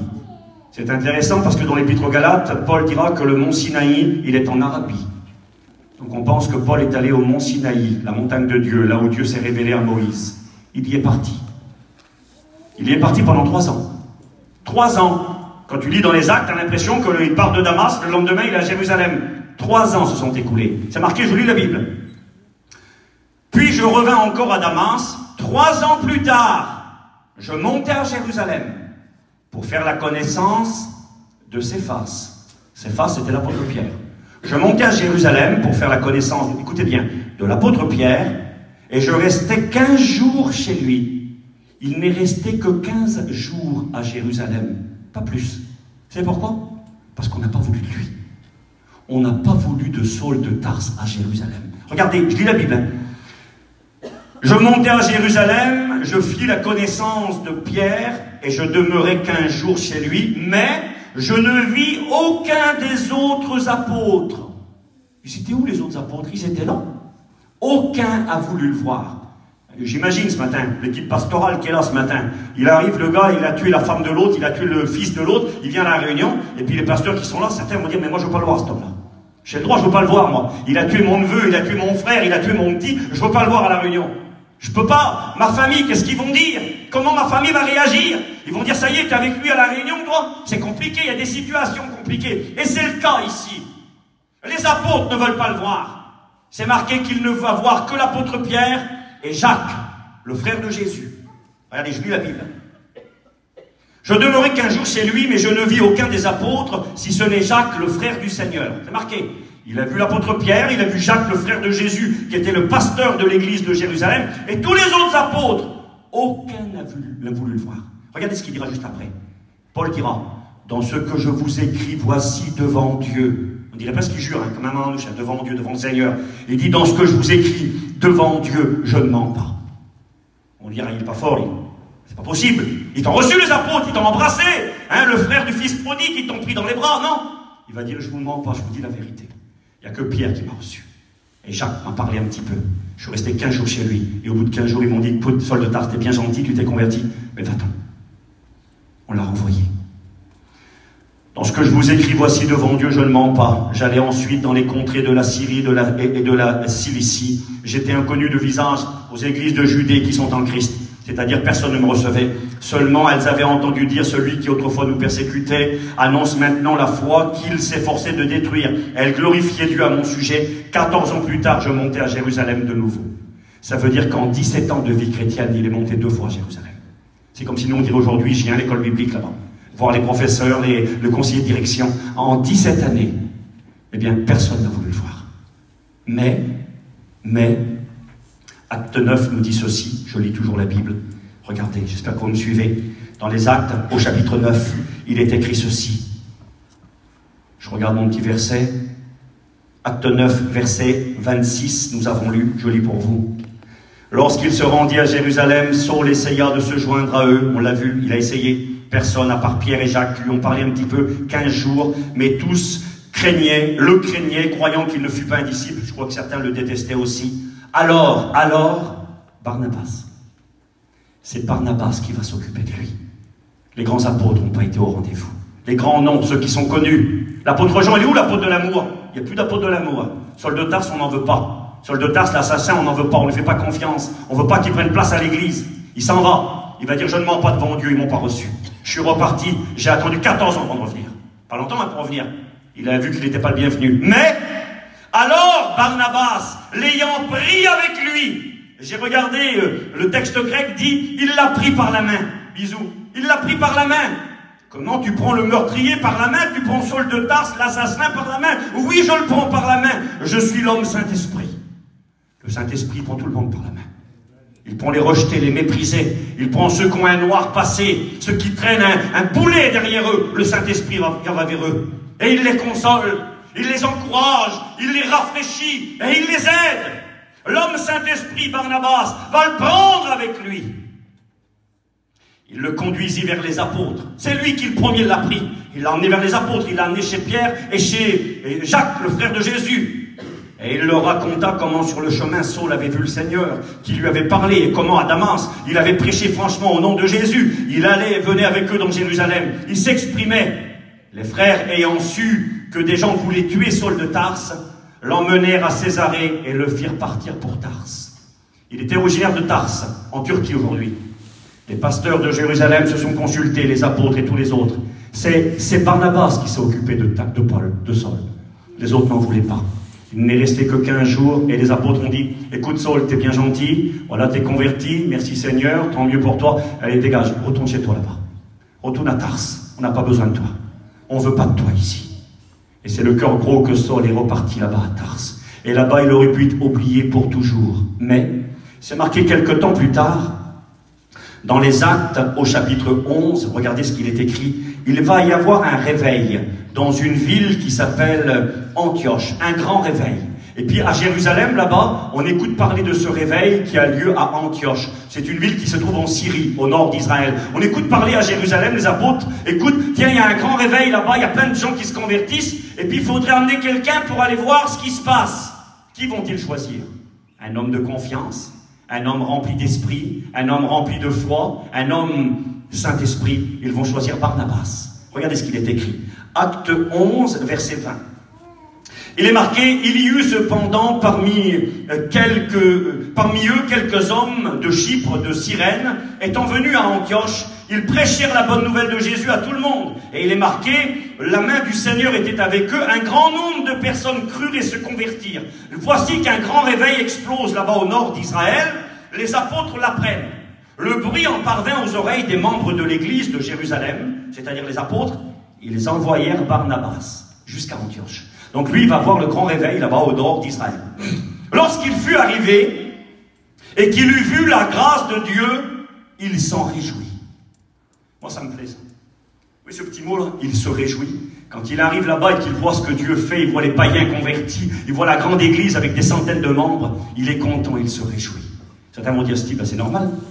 Tous les chrétiens se réjouissent. Tous les pasteurs se réjouissent quand ils voient que ça marche dans l'œuvre de Dieu. Eh bien non, c'est pas normal. Il y a des chrétiens qui ne se réjouissent pas quand ça marche. Il y a des pasteurs qui parfois peuvent ne pas se réjouir. Ils ne sont pas contents. Ah oui, mais ça ne va pas durer. Je l'ai écouté moi un jour, quelqu'un m'a dit un jour, pour l'église de Saint-Brieuc, un frère serviteur m'avait dit, Steve, je suis content pour vous. Il m'a dit, tu sais, je ne misais pas beaucoup là-dessus. Il dit, dans moi, je m'étais dit que ça n'allait pas durer longtemps. C'était pas tellement encourageant. Hein. Ça n'allait pas durer. C'est pas l'œuvre d'un homme, c'est l'œuvre de Dieu. Et parfois, on ne se réjouit pas de l'œuvre de Dieu. Quand ça marche de trop, on est jaloux. Ça marche bien l'église là-bas. Puis chez nous, ça marche pas, alors on critique. Ah oui, mais ça durera pas. Et puis oui, mais on les connaît, puis ils sont belles les conversions. Et puis ils sont beaux les gens. Oui, mais t'as vu comment ils font? Ils prêchent de trop, ils chantent de trop. Et on trouve à critiquer, on n'est pas content. Bah, Barnabas, c'est un homme qui est content quand ça marche. Il est content de voir la gloire de Dieu. Et il est marqué. Il arrive et quand il voit la gloire de Dieu, il s'en réjouit. Et il les exhorta, écoutez bien, à rester attachés d'un cœur ferme au Seigneur. Car Barnabas était un homme de bien, un homme plein du Saint-Esprit, normal, il s'appelle le fils du Saint-Esprit, hein, rempli du Saint-Esprit et de foi. Et une multitude assez nombreuse se joignit au Seigneur. Écoutez bien. Barnabas se rendit ensuite. Il arrive à Antioche, là. Il voit des gens se convertir, il voit une grande église. Et vous savez à qui il pense? Vous savez à qui il pense? Il pense à Saul de Tarse. Celui que les apôtres là-bas à Jérusalem n'ont pas voulu. Il a vu son potentiel, il a vu l'homme de Dieu que c'était, il a vu sa connaissance biblique, il l'avait écouté prêcher là-bas, à Damas, il savait qu'il aimait Jésus réellement. Les apôtres n'en voulaient pas à Jérusalem, mais lui, l'homme Saint-Esprit, il s'est souvenu du petit Saul de Tarse, qui était abandonné là-bas dans un trou perdu. Quel dommage, l'homme de Dieu que Dieu avait pardonné, l'homme que Dieu avait dit, cet homme c'est un instrument que j'ai choisi pour porter mon nom devant les nations, devant les rois, devant ceux qui dirigent. C'est un instrument, mais le peuple n'était pas d'accord. Et même parfois des hommes de Dieu n'étaient pas d'accord. Et là il est écrit, Barnabas se rendit ensuite à Tarse pour chercher Saul, et l'ayant trouvé, il l'amena avec lui à Antioche. Que c'est beau, Carlo. Il est là, il est dans l'église, ça marche bien. Il est l'envoyé de Jérusalem. Tous les yeux sont sur lui. Il est écrit que dans l'église d'Antioche, lui va devenir le numéro 1, Barnabas. Il va devenir, il était soit un prophète ou un enseignant, un docteur. Il est écrit qu'il y avait à Antioche des docteurs et des prophètes qui enseignaient. Barnabas est cité en numéro 1. Il devient quelque part un des dirigeants de l'église. Mais quand il est là, il ne peut pas s'empêcher. À 200 km à vol d'oiseau, à peu près 3-4 jours de voyage, 4-5 jours de voyage, il sait qu'il y a Saul de Tarse qui est abandonné là-bas tout seul. Et dans son cœur, ça brûle. Il est l'homme Saint-Esprit. Il se dit, je vais chercher Saul de Tarse. Je vais continuer à m'occuper de lui. Et il va aller chercher celui que personne ne veut, celui qui n'intéresse personne. Il va aller s'en occuper. C'est pour ça que je vous ai dit tout à l'heure. C'est un homme à qui on doit les 13 épîtres. Parce que sans Barnabas, nous n'avons pas l'apôtre Paul. L'apôtre Paul, abandonné par les frères à Jérusalem, rejeté au bout de 15 jours, jeté là-bas dans son petit pays à Tarse, tout seul. C'est Barnabas qui va aller le chercher, l'homme Saint-Esprit, l'homme qui aide, qui console, l'homme qui dans l'ombre ne fait pas de bruit. Pourtant on ne le connaît même pas, on ne sait même pas qui il est, ou presque pas. C'est lui qui va aller chercher Saul de Tarse. Écoutez-moi, je me dépêche. Il le prit avec lui, et il l'amena à Antioche. Et pendant toute une année, ils se réunirent aux assemblées de l'église. Ils enseignèrent beaucoup de personnes. Et ce fut à Antioche que pour la première fois, les disciples furent appelés chrétiens. Ils vont devenir des chrétiens. Saul de Tarse va commencer à prêcher, à enseigner. C'est marqué acte 13. Il y avait dans l'église d'Antioche des prophètes et des docteurs. Barnabas, voyez numéro 1, l'homme rempli de l'esprit, l'envoyé des apôtres. Il y avait Barnabas. Il y avait Siméon, appelé Niger, ça veut dire le noir, certains pensent que c'était un Africain, Siméon. Lucius de Cyrène, Manaën, qui avait été élevé avec Hérode, le tétrarque, et le dernier, une équipe là de 5 hommes qui enseignaient et dirigeaient l'église, Barnabas, Siméon, Lucius, Manaën et Saul. Saul de Tarse devient l'un des dirigeants de l'église d'Antioche. Parce que Barnabas a été le chercher, s'est occupé de lui, lui a donné sa chance, l'a encouragé, l'a aidé, l'a supporté, l'a conseillé, l'a ramené. Et voici que Saul, c'est le dernier, mais il est quand même dans l'équipe pastorale. Et c'est là que pendant 15 jours, ils étaient en train de jeûner et de prier, que le Saint-Esprit va dire, mettez-moi à part, Saul, Barnabas exactement, et Saul, pour la tâche à laquelle je les ai appelés. Et Saul de Tarse avec Barnabas deviendront des apôtres, deviendront des hommes qui vont fonder des églises et faire un travail exceptionnel. J'ai marqué ceci, Saul sera intégré à l'équipe pastorale d'Antioche, il sera le dernier, Barnabas sera le numéro 1. Mais le Saint-Esprit les mettra à part et il les envoiera. Et puis là on trouvera l'histoire dans les Actes des Apôtres, Barnabas et Saul, Barnabas et Saul, après Barnabas et Paul, il changera de nom. Et puis après ça va changer, ça va être écrit Paul et Barnabas, tiens, il devient le numéro 2. Barnabas, c'est l'ancien, c'est lui qui lui a tout donné, c'est lui qui s'est occupé de lui. Mais Barnabas devient le numéro 2, parce que Paul, on voit qu'il prend le devant. Il y a un appel de Dieu particulier, il y a des capacités que Paul a, que Barnabas n'a pas. Barnabas, ça ne le gêne pas. Il est écrit qu'ils arrivent dans un endroit, dans la ville de Lystre, et puis à un moment donné, il faut faire la réunion. Qui c'est qui prêche? Barnabas, l'ancien, avec l'expérience, l'homme Saint-Esprit, l'homme qui tend la main, l'homme qui est venu chercher Saul de Tarse dans la boue abandonnée. Non, c'est écrit que c'est pas Barnabas qui va prêcher, c'est Paul. Et quand il prêche, il est marqué que les gens de la ville vont surnommer Paul Mercure et ils vont surnommer Barnabas Jupiter. Parce qu'il s'est écrit, parce que c'est Paul qui prêchait la parole de Dieu. Mercure était le messager. Ils croyaient que c'était des dieux venus vers eux. Et quand ils ont vu Paul parler, ils ont dit, lui, c'est le messager des dieux. Moi, j'ai marqué ceci. C'est marqué dans Acte 14, verset 12. Barnabas va discerner que Paul a une qualité exceptionnelle pour la prédication, qu'il a un savoir et une connaissance. Ça ne le gêne pas de laisser le petit jeune prendre le devant. Il aurait pu dire, Barnabas, écoute petit, t'es gentil, mais reste derrière. C'est moi qui ai été te chercher quand tout le monde t'a laissé. C'est moi qui ai été te prendre. Alors tu me laisses, c'est moi l'ancien. Je dis rien contre mes anciens qui sont là, comprenez, ce matin. Mais quelle belle attitude pour un ancien, Carlo. Capable de reconnaître dans un plus jeune que soi des capacités que nous, peut-être, on n'a pas. De toute façon, il faut le reconnaître, même physiquement. Quand tu as 20 ans et quand on a 70, tu n'as pas les mêmes capacités physiques. Le jeune pourra faire des choses que toi, tu ne pourras pas faire. Mais il ne faut jamais oublier ça pour les plus jeunes. Moi, je suis entre les deux, j'ai bientôt 50. Quelqu'un a dit ça un jour, il a dit le jeune court plus vite que le vieux, c'est vrai. Mais le vieux connaît la route, alors il faut les deux. Il faut suivre le vieux, même si le jeune va plus vite. Les deux ensemble arriveront à destination. Mais là, on a quand même Barnabas qui va accepter que Paul.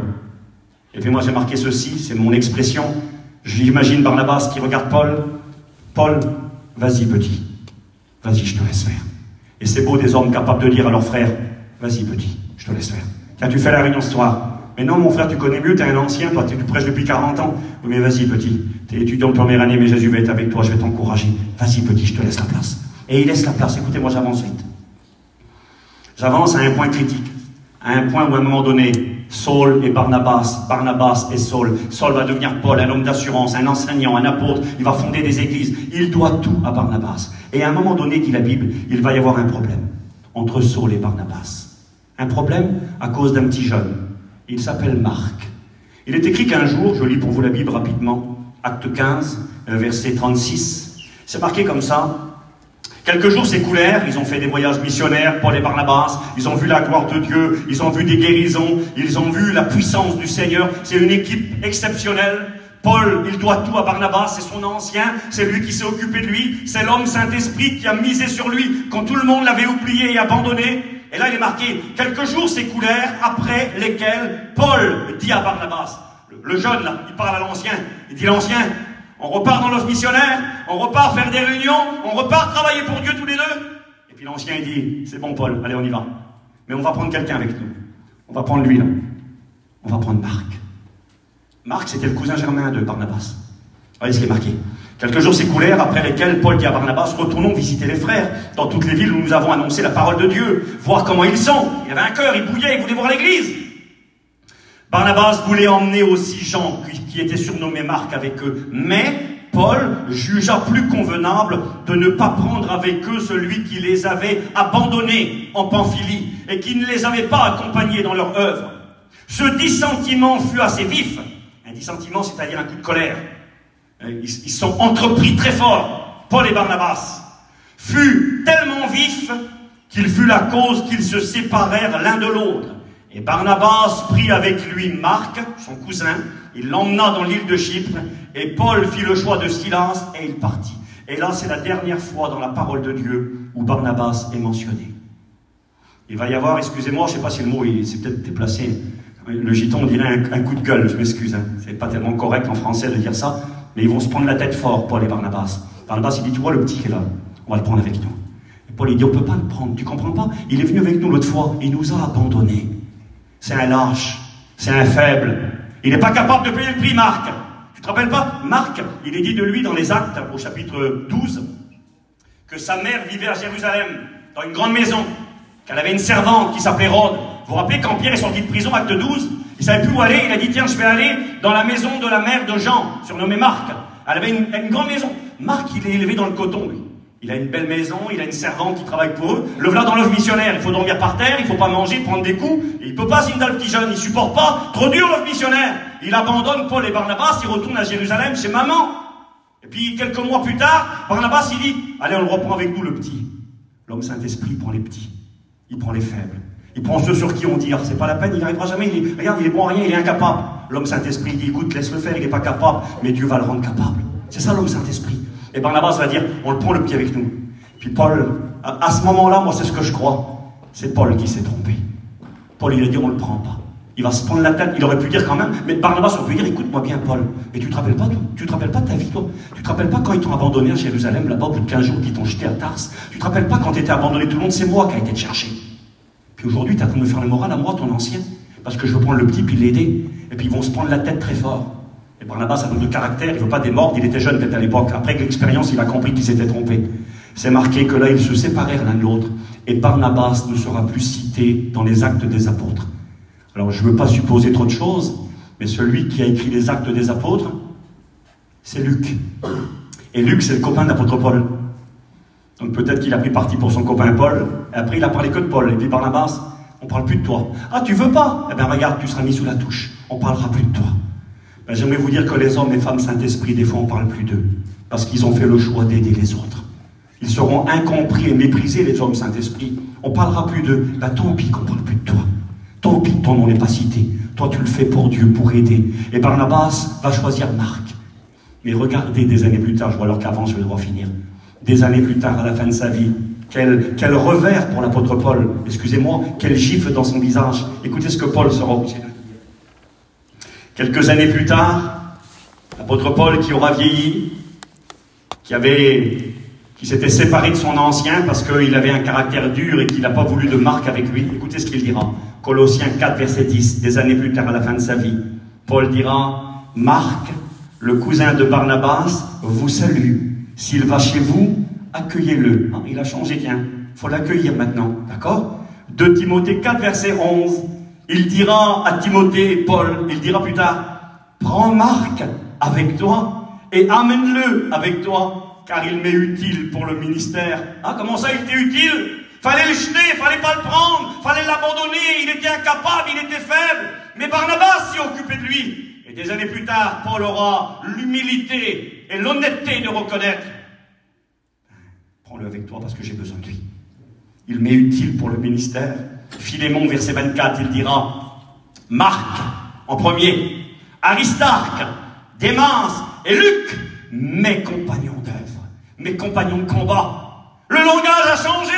Vous m'y t'en voulez pas. Oui, mais j'avais tort. C'est Barnabas qui a eu raison. Barnabas s'y occupait, il l'a supporté, il l'a formé, il l'a aidé. Des années plus tard, Barnabas deviendra un vaillant soldat de l'évangile. Il sera utile pour Paul et pour l'œuvre de Dieu.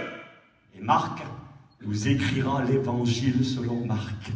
Nous avons l'évangile selon Marc parce que nous avons un petit Barnabas qui, dans l'ombre, s'est occupé du faible, de celui qui n'était pas capable, de celui qui était un lâche, de celui qui avait abandonné. Nous avons les 13 épîtres de Paul parce que nous avons un Barnabas qui a accepté d'être un numéro 2.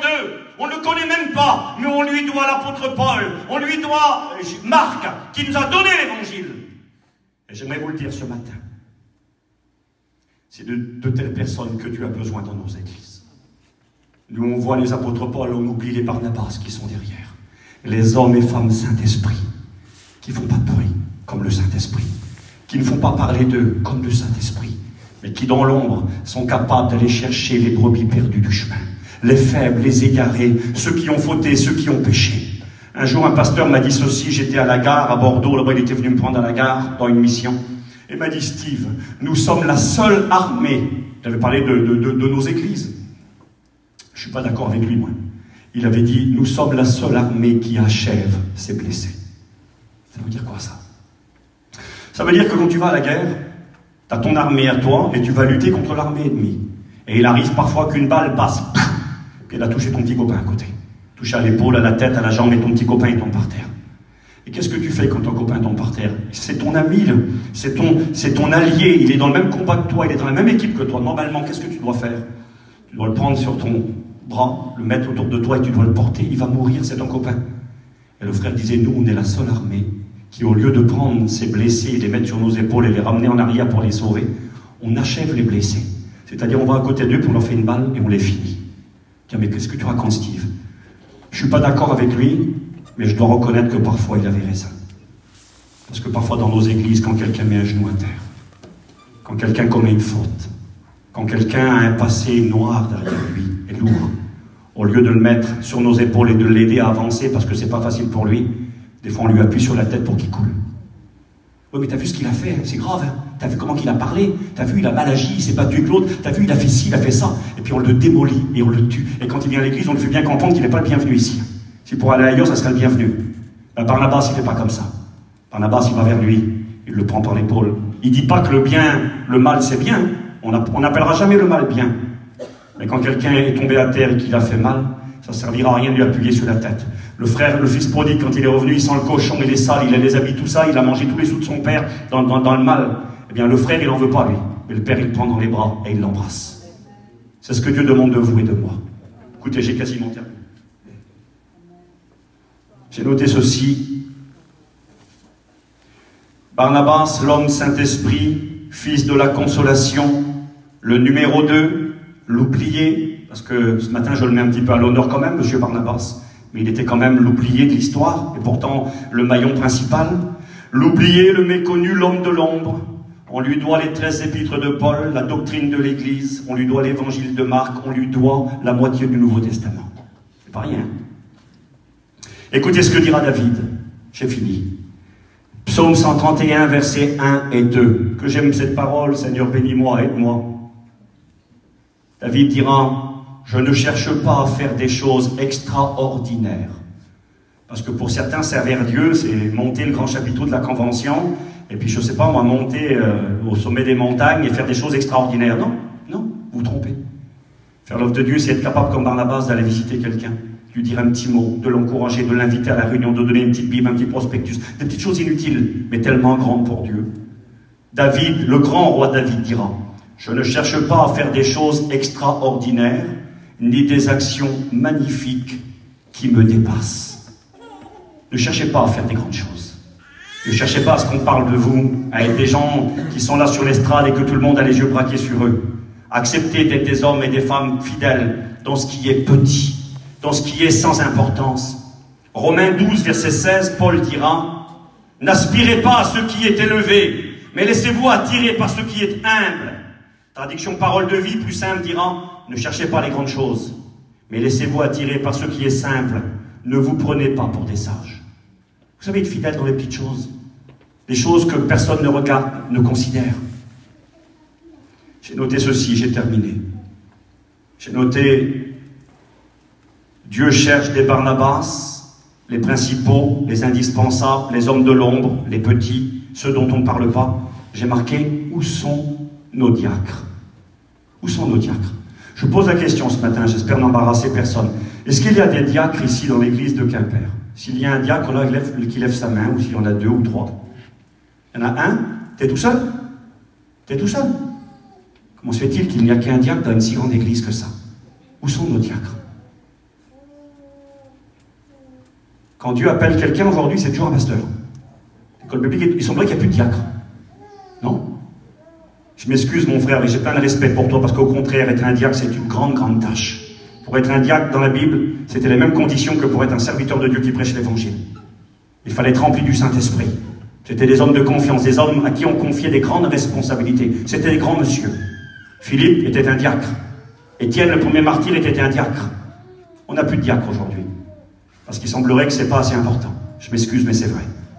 Alors si je vais aller à la réunion, ramasser les chaises, puis ramasser les poubelles, excusez-moi ce que je vais dire, hein, je ne suis pas un commis. Si tu as ce raisonnement, tu as raison, Dieu ne fera jamais rien avec toi. Je m'excuse, on est des commis pour le Seigneur quand on veut servir Dieu. On ramasse des papiers, on met des chaises, on est fidèle dans les petites tâches. Si Dieu veut nous confier autre chose, il fera ce qu'il voudra avec nous. On constate que dans nos réunions, il n'y a quasiment plus de diacres. Dans les conventions, maintenant, il faut réquisitionner les pasteurs et les étudiants pour mettre de l'ordre, parce qu'il n'y a plus de diacres. Et pourtant, c'est un ministère de la Bible. J'ai marqué, où sont nos diacres? Où sont les fidèles dans les petites choses, capables de travailler dans le silence, sans avoir la première place? Où sont ceux qui acceptent d'être dans l'ombre, sans être vus ni reconnus, mais qui agissent? Pas besoin de parleurs qui viennent là et qui font les beaux dans la réunion. Je m'excuse ce matin, moi je suis venu faire la réunion ici, mais je ne suis pas d'ici. Je suis là avec vous, je m'en vais tout à l'heure, et on va peut-être plus se voir pendant des mois. Ce que vous avez besoin, c'est des hommes et des femmes qui, dans l'ombre, sans faire de bruit, font le travail de Dieu. S'occupent les uns des autres, des hommes et des femmes, Saint-Esprit. Où sont ceux qui sont heureux d'être des numéros 2, des numéros 3, et même des numéros derniers, si Dieu le veut? Tout le monde veut être numéro 1. Il ne faut pas être tous numéro 1. C'est Jésus d'abord le numéro 1. Mais quel bonheur, quelqu'un qui est capable de devenir un numéro 3, un numéro 4. Ça ne gêne pas. Barnabas, mais Paul, le petit jeune, on met son nom avant toi. C'est pas grave, laisse faire, c'est rien. Tant mieux, si Dieu l'utilise, si Dieu le bénit, le petit jeune, et que c'est un instrument pour la gloire de Dieu, eh bien tant mieux, même si on ne parle pas de moi, c'est pas grave. Mais des fois, on veut qu'on parle de nous. C'est là le problème. J'avance. C'est fini. Promis, j'ai fini. J'ai marqué où sont nos Barnabas, hommes Saint-Esprit, agents divins consolateurs qui agissent dans l'ombre, méconnus, loin des projecteurs. Et Jésus a choisi ses parents. Vous savez que Jésus a choisi ses parents. Jésus, il est dans le ciel, hein, il est Dieu avec Dieu son Père, et puis il va venir vivre sur la terre. Et puis Jésus, il a le droit de choisir ses parents, lui. Moi, j'ai pas choisi, vous avez pas choisi. Et Jésus a choisi ses parents. Il a choisi sa maman. Et puis il a choisi l'homme qui allait devenir son père adoptif, Joseph.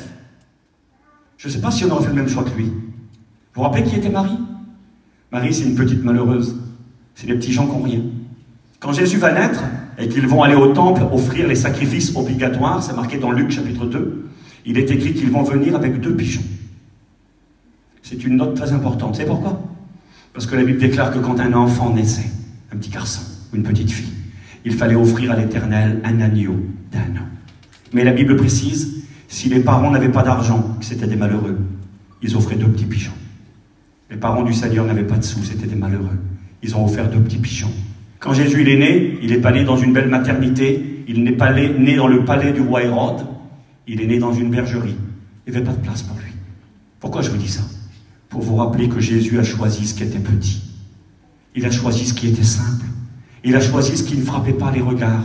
La petite Marie, puis le petit Joseph.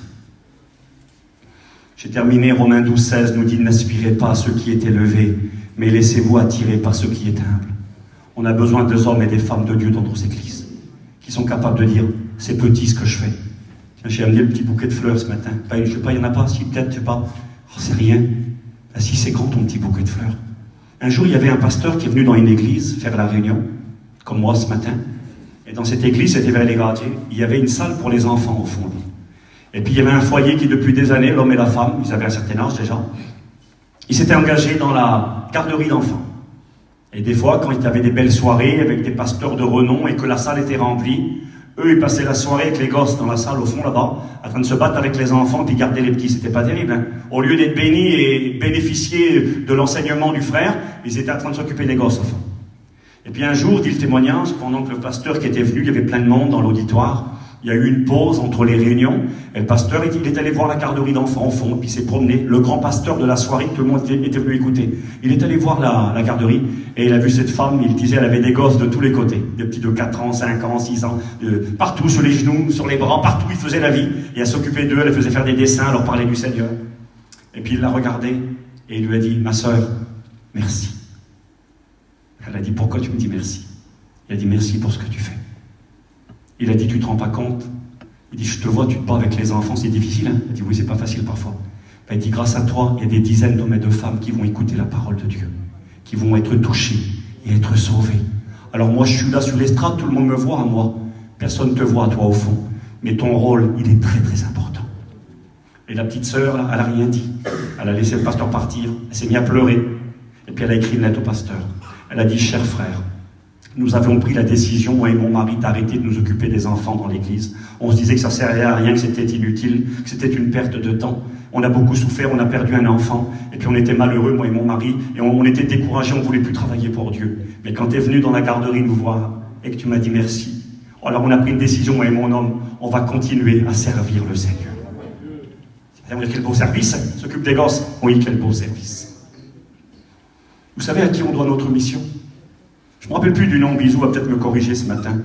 Je ne sais pas si c'était M. Ribot ou M. Roger qui a donné le prospectus, Bisou. C'était lequel? Ribot. Peut-être que beaucoup ici ne savent pas qui est M. Ribot. M. Ribot, c'est ce petit monsieur qui, sans faire de bruit, l'homme Saint-Esprit dans l'ombre. On ne le connaît même pas, on ne sait même plus son nom, on ne se rappelle même pas. Ici, personne ne le connaît. M. Ribot était ce monsieur qui, chaque semaine, sur le marché, à Lisieux, avec fidélité, donnait des petits prospectus bibliques, pas inutile, hein, pas un grand pasteur, hein, c'était pas le pasteur Gitnard, c'était pas M. Clément Le Cossec, c'était M. Ribot, le petit chrétien de l'église de Lisieux qui donnait des petits papiers. Et puis un jour, il voit une vieille femme, une main en douche qui passe, qui s'est ni lire ni écrire la folie de Dieu. Elle est tenue, madame, un petit prospectus, ça part de Jésus. Jésus est vivant, il est le même hier, aujourd'hui, éternellement, il guérit les malades. Tenez, madame. Asie était religieuse, elle était catholique, elle était venue à Lisieux acheter quelques babioles pour les vendre dans son commerce, loin de Dieu, dans les ténèbres. Le petit prospectus de M. Ribot, si on avait su la portée de la fidélité de cet homme. Sino va tomber malade, on connaît l'histoire du réveil, condamné par la médecine. Asie se rappelle du bout de papier qu'elle avait perdu bien souvent. Elle le sort, elle demande à une gardie de le lire. Madame, qu'est-ce qu'il y a écrit? Rue du Canfranc, église évangélique. Elle va à l'église, mon fils va mourir. Gitnard dit, madame, votre fils ne mourra pas. Il va à l'hôpital, il prie pour Sino. Sino est guéri par Dieu. Et le réveil de Vie et Lumière est commencé.